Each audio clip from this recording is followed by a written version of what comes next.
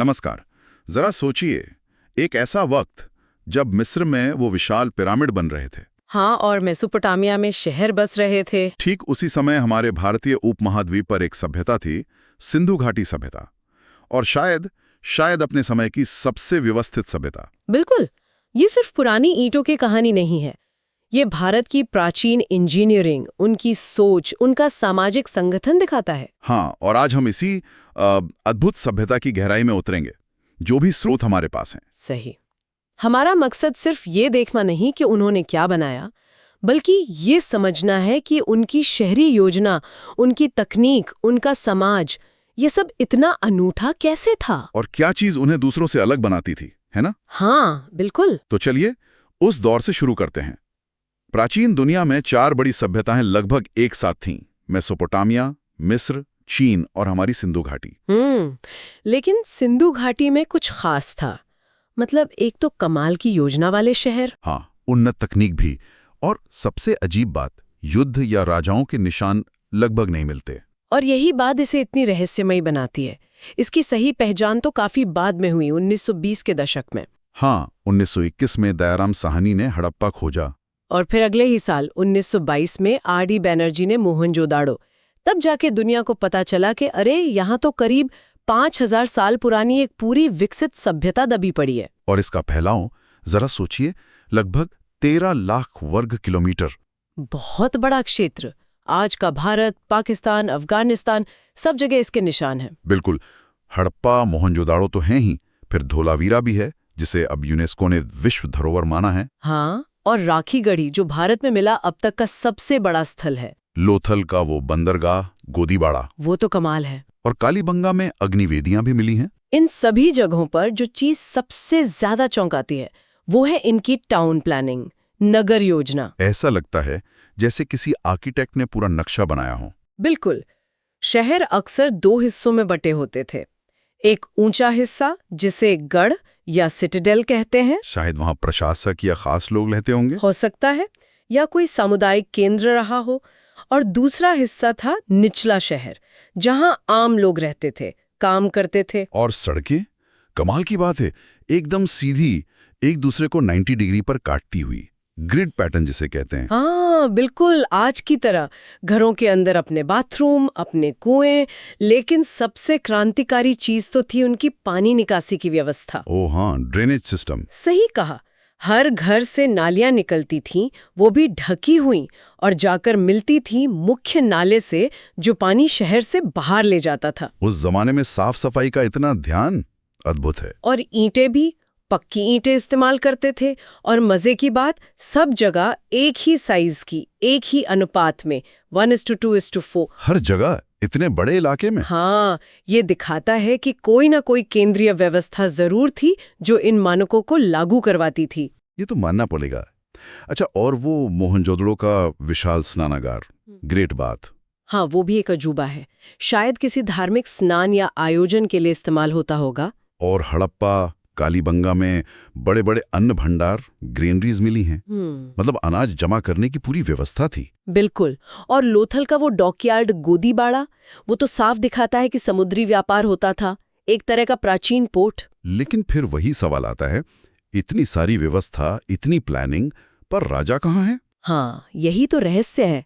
मिस्र में पिरामिड है, फैरो है, मेसोपोटामिया में राजाओं के महल, जिगुरेट है। यहाँ वैसा कुछ स्पष्ट नहीं मिलता। कोई बड़ा महल नहीं, कोई बड़ा मंदिर नहीं, सेना का कोई खास प्रमाण नहीं। ये तो अजीब है।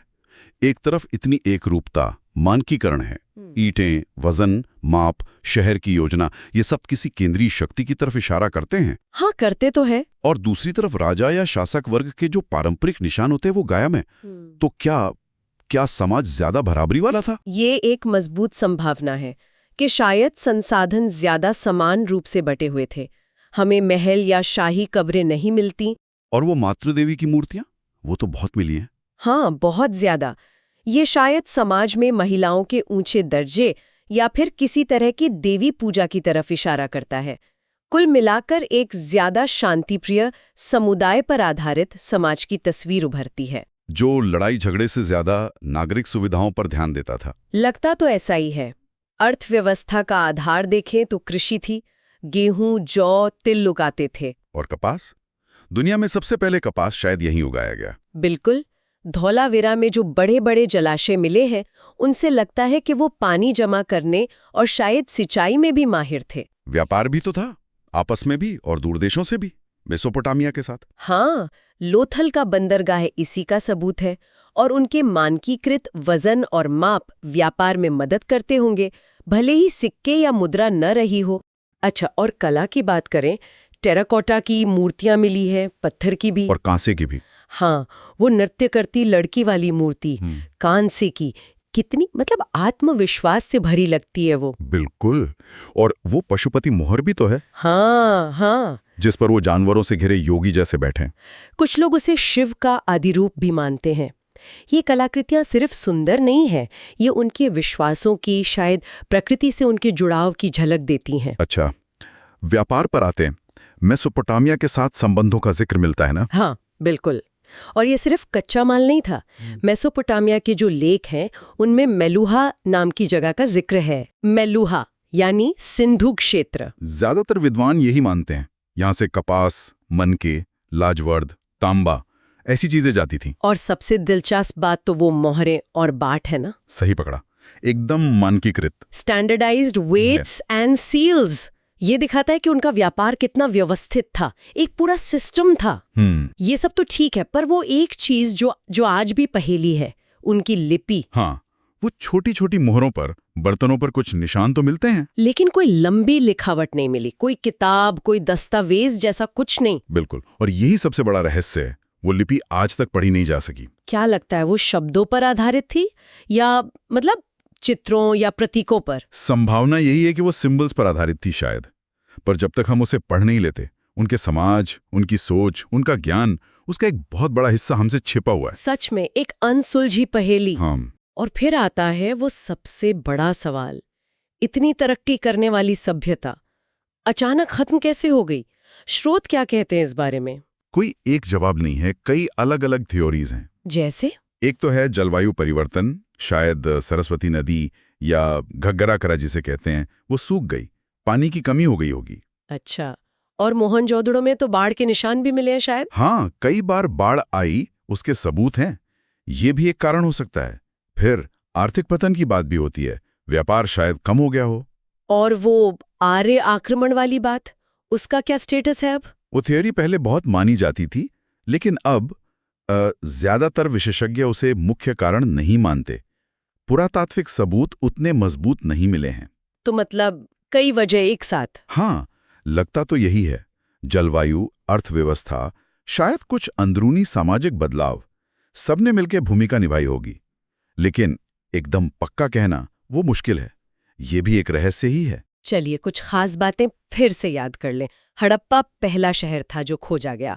मोहनजोदड़ो सबसे विकसित लगता है। हाँ, और भारत में राखीगढ़ी सबसे बड़ा स्थल मिला है अब तक। और लोथल का वो डॉकयार्ड, कालीबंगन के जुते हुए खेत, धौलावीरा का वाटर मैनेजमेंट सिस्टम, सब अनोखे हैं। बिल्कुल। और एक बात और, हथियार बहुत कम मिले हैं। हाँ, ये क्या दिखाता है कि वो लोग शांतिप्रिय थे? शायद। कम से कम ऐसा लगता है कि बड़े पैमाने पर युद्ध नहीं होते थे। ये समाज बिना लड़ाई झगड़े के भी इतनी तरक्की कर गया। तो कुल मिलाकर अगर हम देखें, सिंधु घाटी सभ्यता आज से 4000 साल पहले भारत की शिक्षा, विकास, प्लानिंग, इन सब का एक जीता जागता सबूत है। सही कहा। उनकी वास्तुकला, उनकी कला, उनका व्यापार, यहाँ तक कि उनकी सामाजिक व्यवस्था आज भी हमें सोचने पर मजबूर करती है, प्रेरणा देती है। मानव इतिहास का एक शानदार अध्याय। बिल्कुल, जो विकास के साथ साथ अपने अंदर कई गहरे रहस्य भी समेटे हुए है। एक महान सभ्यता और एक अद्भुत पहेली हैं, क्योंकि हम उनकी लिपि आज तक पढ़ नहीं पाए हैं। तो सोचिए उनके विश्वासों का, उनके समाज का या उनकी रोजमर्रा की सोच का कौन सा ऐसा बुनियादी पहलू हो सकता है जिसे हम बिल्कुल नहीं समझ पाए हैं। कोई ऐसी बात जो शायद शुरुआती सभ्यताओं के बारे में हमारी आज की पूरी समझ को ही चुनौती दे दे। सोचने वाली बात है। वीडियो पसंद आया हो तो लाइक जरूर करो, चैनल को सब्सक्राइब करो और बेल आइकन दबाना ना भूलो, ताकि हर नई वीडियो सबसे पहले आप तक पहुंचे।